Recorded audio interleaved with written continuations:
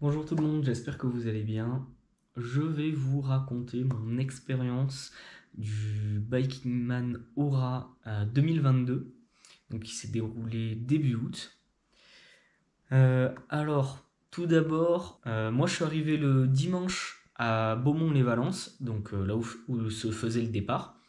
Dès le début, je discute un petit peu avec Axel Carion. Alors, c'était juste pour demander une pompe de vélo, mais très sympathique au premier abord, très abordable. Déjà, j'ai commencé avec une touche sympathique. Je suis arrivé au check de mon vélo, donc là où il vérifie le matériel qui est obligatoire. Donc il y a kit de réparation de base, il me semble, qu'il y a chambre à air, des monte-pneus, une pompe. En sécurité, il y a les lampes, casque, gants avec couverture de survie, etc.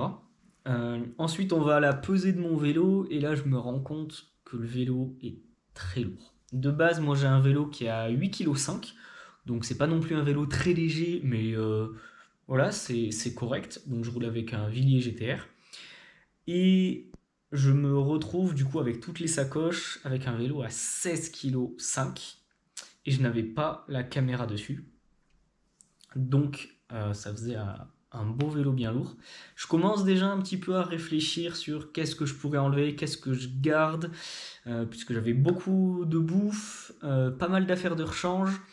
Voilà, j'hésitais encore beaucoup. En début d'après-midi, il y a le briefing, avec Axel Carion et le maire de Beaumont-les-Valences, euh, qui était très heureux d'accueillir pour la deuxième fois le Biking Man. Donc déjà, pour faire court sur le briefing, s'il y a une chose qu'il faut retenir, c'est quand Axel nous dit ne partez pas trop fort parce que la course commence au deuxième checkpoint. Donc le deuxième checkpoint, il était à peu près à 700 km, quelque chose comme ça. Donc quand on entend ça, on comprend que ça va être très dur sur la fin, puisqu'on a énormément de dénivelé pour la fin, même si on en mange beaucoup avec le pas de pérole euh, au début, avec d'autres cols. Dès le deuxième checkpoint, on a le Grand Colombier. Et ça, il nous a clairement dit, tout le monde va marcher. Et tout le monde a marché. Ensuite, donc un petit peu après le briefing, je me retrouve embarqué avec un gars dans un interview avec Radio Cyclo, que je vous invite à aller voir si vous voulez. Vous marquez Radio Cyclo, Nino et Stéphane, je crois que c'était ça. Biking Man Aura, ça devrait s'afficher. Au pire, je mettrai le lien en commentaire. Donc du coup, grâce à cette interview, je reçois quelques conseils de Stéphane qui a déjà un peu plus d'expérience dans l'ultra distance et le bike biking. Donc c'était plutôt intéressant. En suivant ces conseils, donc je décide de retirer un cuissard et un maillot. Alors je crois que j'avais 4 paires de chaussettes, donc une pour chaque jour quasiment. Donc j'en garde que une de rechange, que un cuissard de rechange et pas de maillot de rechange. Et du coup, on arrive au moment du départ avec euh, donc 10 départs toutes les minutes, si je dis pas de bêtises. Voilà, pour pas que tout le monde parte en même temps, que ça soit condensé, que ça se pousse un peu sans faire exprès, voilà, parce qu'on part sur 1000 km, donc le but c'est pas de jouer des coudes, mais voilà, pour pas que ça fasse un gros troupeau. Et donc encore dans la nuit, avec la musique Time de Hans Zimmer.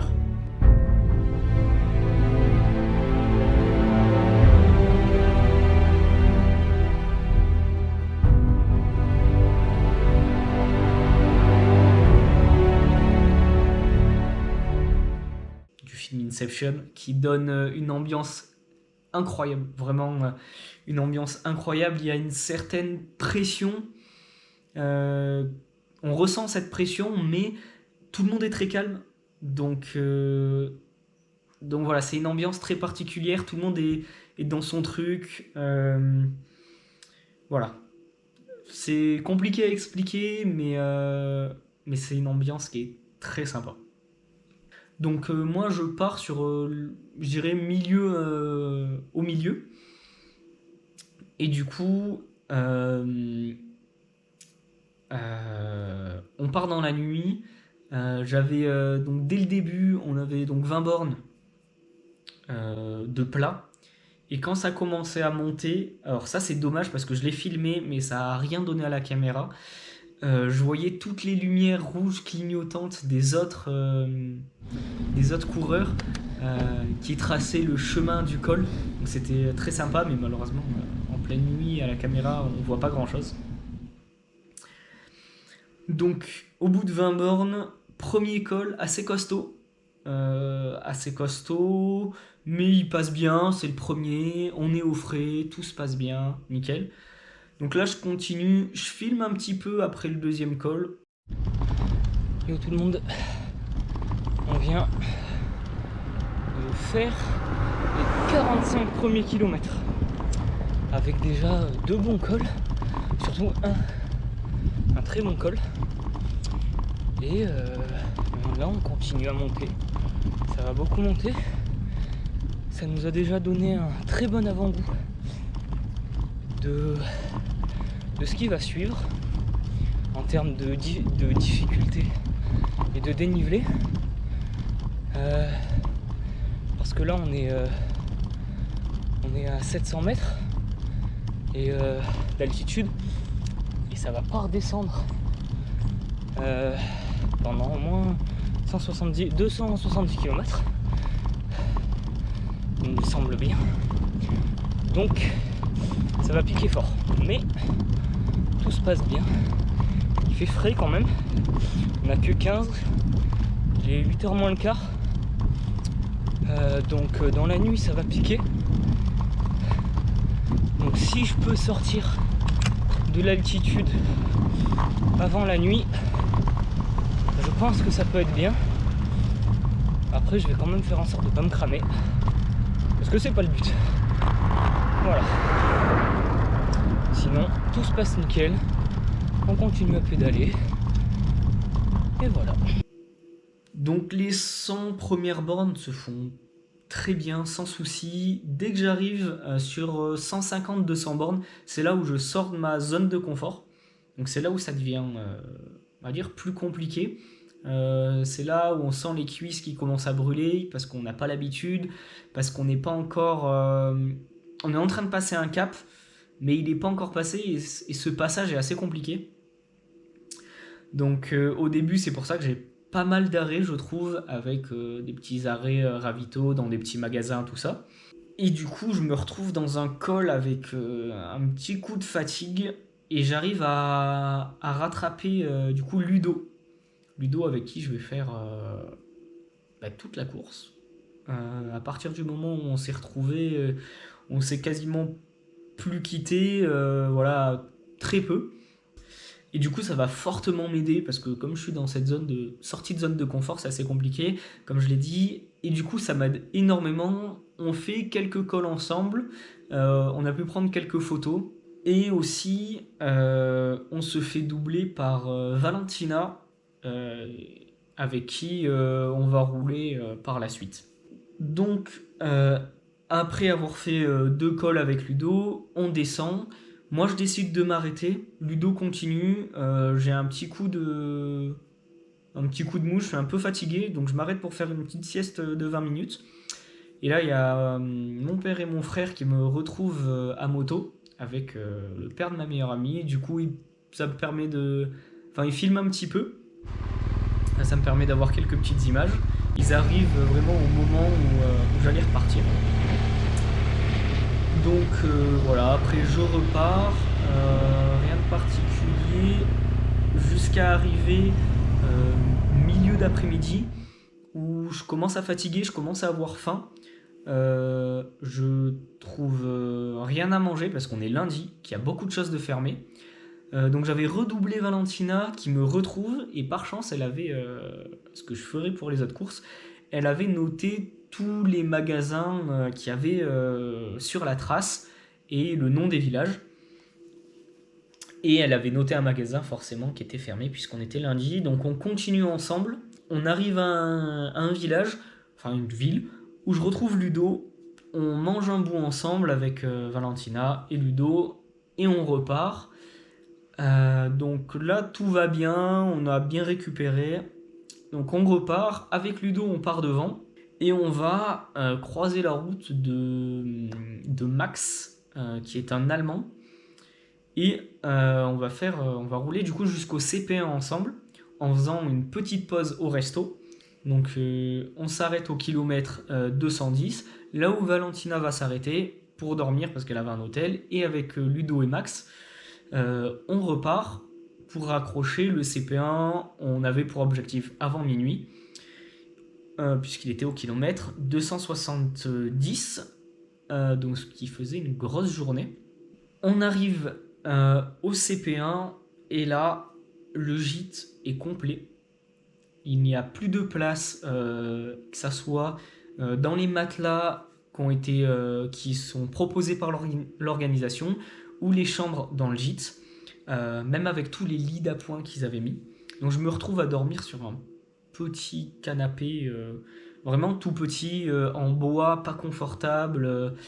Donc je dors 5 heures là-dessus. Pour la dernière heure, j'arrive à avoir un matelas, ce qui fait quand même du bien, même si c'était qu'une heure. Donc là, ça a été un repos, ça a été une erreur, puisque j'ai vraiment pas pu me reposer. Et j'avais mes jambes qui étaient très froides, j'avais très mal à l'avant du tibia. Le muscle qui semblait un peu cristallisé, et dès que j'appuyais, ça faisait mal. Donc on repart avec Ludo, et le début de la matinée, donc on repart à 6h. Le début de la matinée est très compliqué, j'arrive pas à appuyer sur les pédales, et il y a le pas de Pérol qui nous attend, qui est un long col, pas très compliqué mais très progressif. Et du coup, avant le pas de Pérol, on décide de s'arrêter dans un petit café pour prendre un petit déj, ce qui a fait énormément de bien. On repart avec un bon cappuccino et des croissants dans le ventre.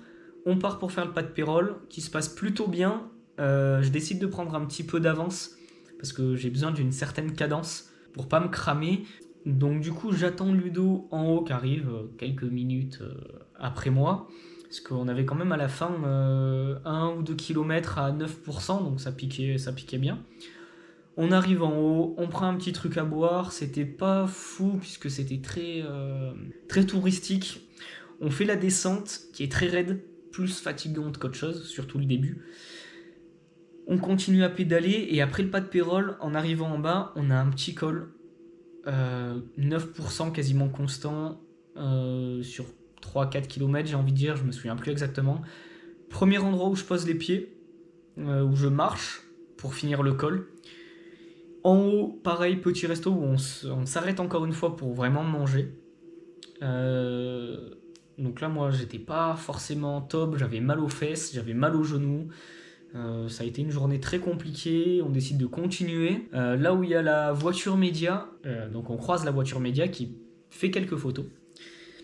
Donc on continue d'avancer et là c'est très compliqué, que ça soit mal de fesses, mal de genoux, on n'avance pas. La veille on a fait 270 km, là mardi on en a fait 150, donc très compliqué, très démoralisant. On arrive à trouver un hôtel, donc un campanile, juste à 500 mètres de la trace, donc ça c'était vraiment top. On a pu prendre une bonne douche, bien dormir, bien manger. Donc ça a été top. De laver les cuissards, de laver maillot, sous-maillot, les chaussettes. Donc ça a été vraiment top. Le départ par contre le matin très compliqué, pareil on est parti à 5-6 heures. Valentina nous a rejoint le soir. Elle est arrivée une demi-heure après nous alors qu'elle avait 60 bornes de retard sur nous. Donc ça montre à quel point on a trop poussé le premier jour et on s'est retrouvé complètement KO pour le deuxième jour. Donc le matin, on repart avec Valentina et Ludo. Ludo se sent très frais, il décide d'envoyer très fort, de profiter de sa fraîcheur et de la fraîcheur du temps pour cavaler fort. Avec Valentina, on part sur une autre stratégie partir plus tranquille, pour justement conserver notre fraîcheur et vraiment pas se cramer. Donc on prend notre temps, on s'arrête vers 8h dans un petit café, voilà, pareil pour prendre un petit croissant, un petit cappuccino. On repart, tout se passe bien, on fait quelques petites pauses, etc. On se retrouve à s'arrêter aussi un peu plus loin pour manger le midi dans un tout petit village qui était très sympa, avec un office du tourisme qui faisait aussi... comment appeler ça Donc, en fait, dans l'office du tourisme, il y avait 2 étagères avec un petit peu à manger, etc. Et donc la dame très gentille, sur son bureau, elle nous a fait des sandwichs. On est parti avec les sandwichs. Donc c'était vraiment top. C'est vraiment une ambiance de petit village très sympa, avec les gens qui nous regardent un peu bizarrement quand on leur dit ce qu'on fait. On continue dans l'après-midi, on rattrape Ludo, du coup, qui s'est arrêté pour faire une longue pause. Comme nous, on a fait plusieurs petites pauses et qu'on a moins envoyé, on a pu un peu le rattraper. Donc au final, les deux stratégies se valaient. Voilà, puisque lui, il est parti fort, il a fait une longue pause après, nous, on est parti tranquille, on a fait plein de petites pauses. Et là, on arrive en haut d'un col, et on savait qu'après ce col, il y avait 150 km de plat, si je dis plus de bêtises, je sais plus, je me trompe peut-être un peu dans les chiffres, mais ouais, c'était par là, c'était dans les 100 km. Alors, en bas de ce col, on redescend, et on rattrape, du coup, Étienne et Yann, de personnes absolument incroyables. Valentina avait réservé un hôtel donc après cette longue portion de plat, mais elle se sentait pas donc était juste avant le CP2, mais elle se sentait pas de le faire. Du coup, elle s'arrête et elle nous laisse sa réservation. Donc ce qui a été vraiment top pour Ludo et moi. Le soir, on mange et on repart du coup je repars avec Ludo, Yann et Étienne, et on roule toute la nuit pour rejoindre le CP2 sur la portion de plat. On prend un peu des relais, ce qui n'est pas vraiment autorisé sur ce type de course, mais comme on était dans les derniers, on était dans les 10 derniers, voilà, c'était pas... Ils s'en fichent un petit peu, ils surveillent beaucoup plus les premiers. Donc nous, du coup, moi personnellement, j'ai passé une soirée. Pour moi, ça a été la meilleure soirée. Je me suis éclaté avec eux. On a rigolé, on a roulé, La fin était compliquée, mais vraiment que des bons souvenirs sur cette soirée. Yann et Etienne, ils m'ont fait délirer, donc c'était vraiment top. Puis de rouler avec du monde. Moi, quand je m'entraîne, je roule tout le temps seul. Donc de rouler avec un mini peloton comme ça, j'ai adoré. C'était vraiment top. Donc on arrive à l'hôtel. Yann et Étienne, ils montent au CP2. Et nous, l'hôtel était à 1 km avant le CP2. Ludo a eu un gros coup de mou en arrivant à l'hôtel. Du coup, il est rentré à l'hôtel. Et moi, comme j'étais frais, je décide de faire 1 km en plus pour aller prendre le CP2 le soir, parce qu'on a une petite carte avec les temps qu'on a mis entre quelle heure on part, CP1, CP2 arrivé. Donc je repars, le temps que Ludo se douche, je vais au CP2, on me sert un gros plat de pâtes bolognaises, vraiment délicieux, je me suis régalé. Je redescends à l'hôtel, là il faisait un peu frais parce que je m'étais bien refroidi. Douche, lavage de maillot, lavage de cuissard, etc. On repart un peu tard avec Ludo, on repart vers 9h. On sait que ça va être une grosse journée parce qu'il y a le Grand Colombier qui nous attend. Voilà. On savait que mentalement, fallait s'accrocher. Yann et Etienne étaient repartis plus tôt dans la journée, donc après on les a pas recroisés dans la journée. On part avec Ludo, dès le début, assez compliqué. Ludo qui a mal aux pieds, des frottements. Heureusement que j'avais des pansements en ampoule. On a roulé jusqu'au Grand Colombier. Et au début du Grand Colombier, Ludo a un peu lâché. J'ai décidé de partir devant. De grimper le Grand Colombier, ça a été très compliqué parce qu'en fait on part, ça monte direct, on arrive à un petit village, on s'arrête pour boire un coca et là les gens ils font ah vous allez monter le Grand Colombier, fait, ben, on est déjà en train de le monter, ils disent non non non ça commence ici, on est là en mode putain, donc on sait que ça va être un calvaire. Monter, ça va être un peu plat. Pas de reportage. Un peu comme le plateau. Ça va redescendre, après on va arriver à Chambéry. Et après Chambéry, directement après, on fait les 3 pics. Vraiment, on sort de Chambéry, on commence à monter.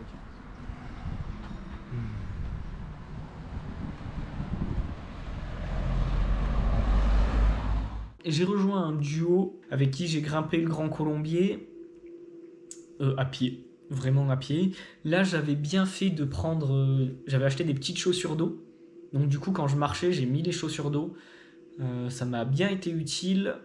Mais pour la prochaine fois, je prendrai plutôt des chaussures de VTT. Donc en cale SPD avec des crampons dessous, donc pour pouvoir un minimum marcher, pour éviter d'avoir un poids supplémentaire. On a beaucoup marché. J'aime beaucoup monter, j'aime beaucoup descendre, mais là en toute honnêteté, j'ai pas pris de plaisir sur le Grand Colombier. C'était tellement dur, le pas de Pérol était très dur, mais j'ai réussi à prendre du plaisir dessus, même si j'en ai chié, alors que le Grand Colombier, j'ai marché, ça avait aucun sens. Ça avait aucun sens, t'arrives en haut, t'es cramé.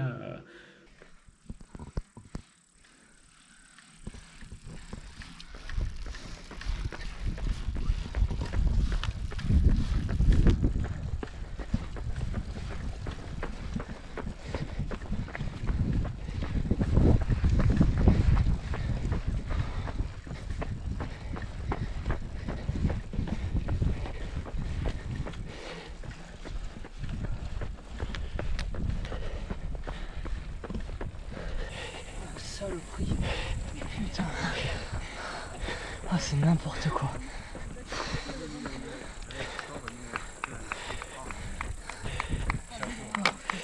Il te manque une jambe. T'as encore la ligne. T'as double ligne. Allez, j'ai dit ça courir pas loin là. T'as mérité la crêpe. Il a même la crêpière si tu veux. Chapeau.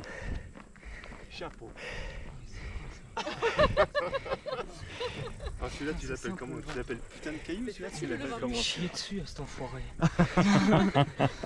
C'est n'importe quoi. Voilà, c'est la descente. Un calvaire aussi. Route défoncée, donc très très physique.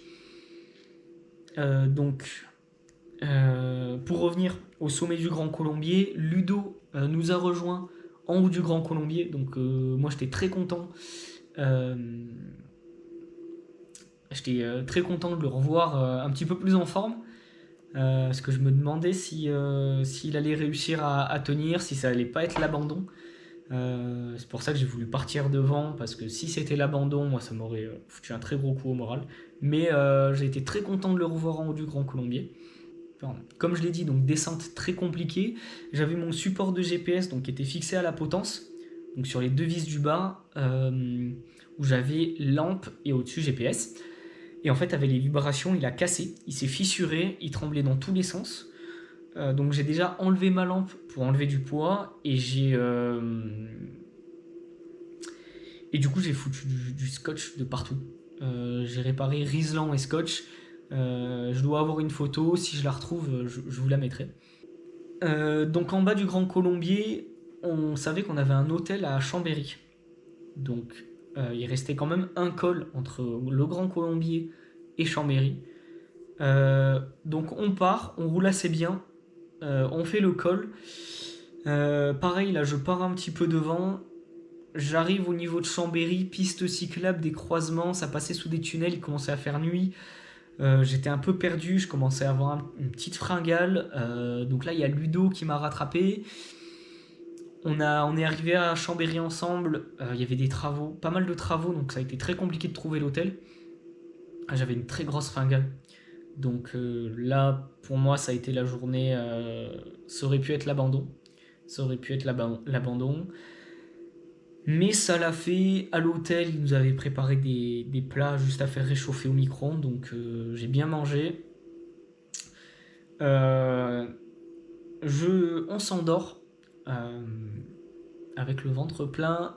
Et Ludo voulait repartir très tôt pour profiter de la fraîcheur. Moi, je dis que 4 heures de sommeil, ça me suffirait pas. Donc je décide, je lui dis, toi, si tu veux repartir, pars. Moi, je repartirai un peu plus tard. Qu'est-ce que je fais? J'oublie mon réveil. Donc, c'est mon père qui vient me réveiller à 9h, un petit peu avant 9h du mat. Donc, départ à fond, ce départ pas réveillé. C'est même plus où t'es. Tu sais que tu dois pédaler, tu sais même pas si tu vas avoir les jambes, t'as rien mangé. Donc t'embarques des petits déj à l'hôtel, tu repars. C'était un départ, un vrai calvaire. Le départ, c'était très compliqué. Surtout que dès le départ, ça grimpait. J'avais les 3 pics, alors j'ai oublié leur nom. Mais j'avais. En fait, ça faisait un grand col. Et ensuite 2 petits cols qui suivaient, mais qui étaient assez costauds. Le premier, du coup, je le fais à fond. Parce que t'as l'adrénaline qui montait, t'es stressé, tu dis merde, je vais pas être dans les temps. En plus, mes calculs étaient totalement foireux. Pour moi, je devais faire du non-stop. J'avais 300 bornes. Je devais faire je crois, si je dis pas de bêtises. Donc pour moi, dans ma tête, je devais faire du non-stop. Mais en fait, non, j'avais une marge pour m'arrêter. En haut du premier col, donc sur la descente, je trouve une boulangerie. Je fais le stock de croissants, pain au chocolat, tout ça. Je repars, j'enchaîne l'école. Je continue. On arrive à Grenoble. Donc on venait de faire donc le 3e jour, on est passé à Lyon. 4e jour, Chambéry. Et là, 5e jour, Grenoble. Donc là, je me retrouve sur une piste cyclable pour longer Grenoble. Je regrettais la montée. C'était très long. Je crois qu'il y avait une 20aine ou une 30aine de bornes qui étaient en piste cyclable. Donc c'était très long. Donc j'en profite pour manger sur le vélo, mais un petit peu mal de bide, ça allait pas trop. En sortant de la piste cyclable, je m'arrête près d'1 heure, je crois, pour manger un petit peu, me reposer, me rafraîchir.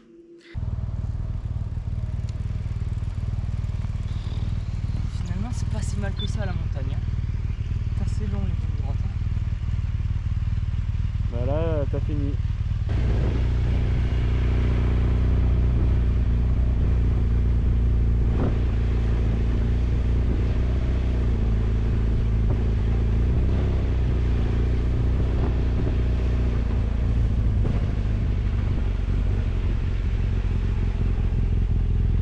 Et là, je savais qu'il me restait 2 gros cols.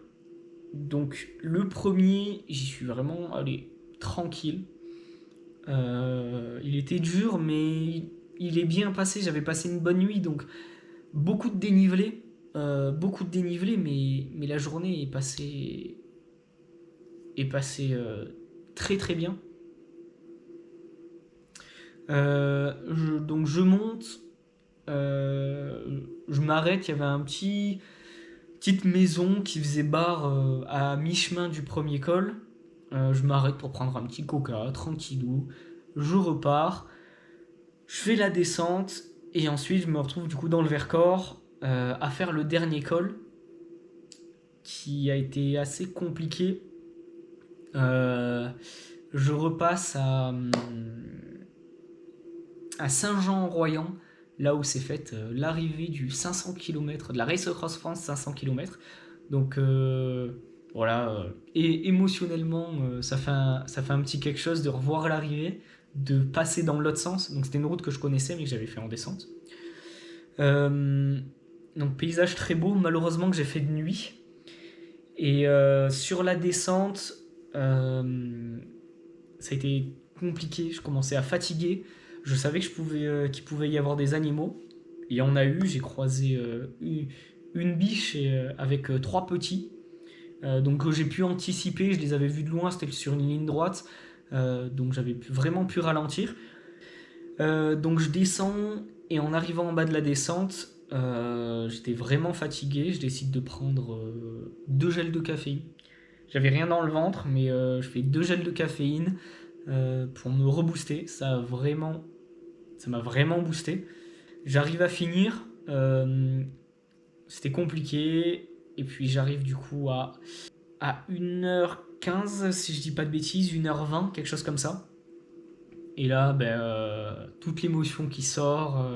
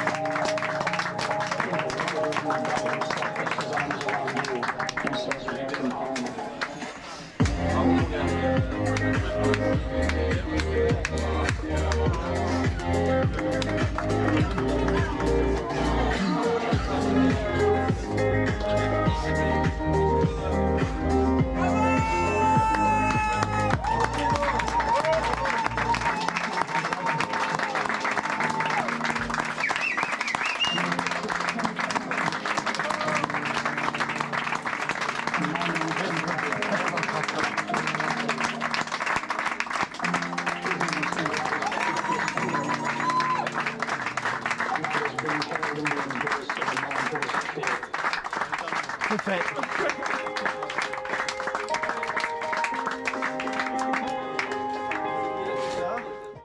C'était très... comment dire... Enfin, on sent que c'est l'arrivée. Tu repenses à tout ce que tu as vécu pendant cette course. Puisque là, je n'ai fait que vous décrire et c'est tout ce que je peux faire. La course, donc tous les états émotionnels, on peut passer de péter la forme à être au plus bas en une demi-heure, même pas en 10 minutes. Donc émotionnellement et physiquement, ça varie très vite. En fonction, il y a tellement de choses, la température, le dénivelé, les paysages, la circulation. Voilà, la circulation, il faut tout le temps rester concentré. Il y a des passages comme sur la piste cyclable où là, on peut ne plus être concentré. Donc voilà, toutes ces émotions qui ressortent à l'arrivée, surtout avec tout le monde qui m'attend, puisque j'ai terminé 3e ou 4e en partant de la fin.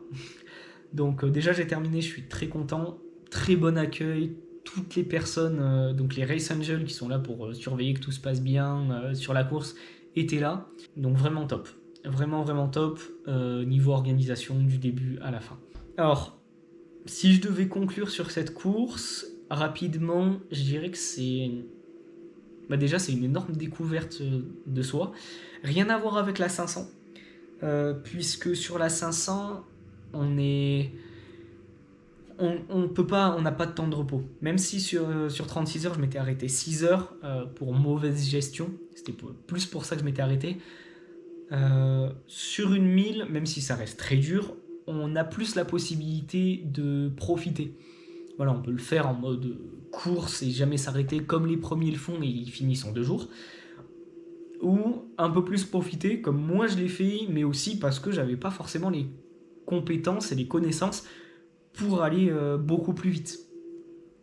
Donc voilà, pour conclure, vraiment très grosse découverte de soi, puisque j'ai fait énormément d'erreurs au début, et déjà des erreurs que je faisais plus en fin de course.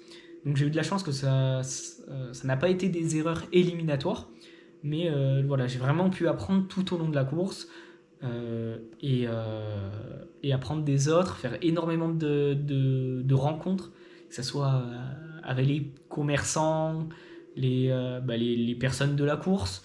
Il y en a, voilà, comme j'ai dit, avec Max, allemand, Ludo qui vient de Paris, Valentina qui est italienne. Donc on rencontre vraiment énormément de personnes qui viennent de milieux différents, qui ont des entraînements différents, donc on peut tous s'apprendre quelque chose, et c'est vraiment le top. C'est pour ça que je recommande pour tous les cyclistes d'essayer, même si c'est pas sur un 1000, mais sur un 300, un 500. C'est vraiment une ambiance qui est à part, puisqu'on n'est pas dans la course, on est dans l'aventure, et c'est ce que Axel Carion veut retranscrire. Je pense que c'est avant tout l'aventure, et en tout cas pour moi il l'a retranscrit à merveille. C'est ce que je lui ai expliqué à l'arrivée, puisqu'il était présent à l'arrivée. Donc je vous remercie d'avoir regardé cette vidéo, j'espère qu'elle vous aura plu. J'ai pas énormément d'images, mais voilà, je vous mets les images que j'ai. Et moi je vous dis à la prochaine pour une prochaine course d'ultra distance. Donc l'été prochain je ferai la Race Across France 300, donc qui se fait fin juin, et le Biking Man Aura, donc le même que je refais, pour améliorer et pouvoir prendre un petit peu plus de plaisir, puisque ça sera une course que j'aurai déjà vue, je saurai à quoi m'attendre, je pourrai mieux la gérer.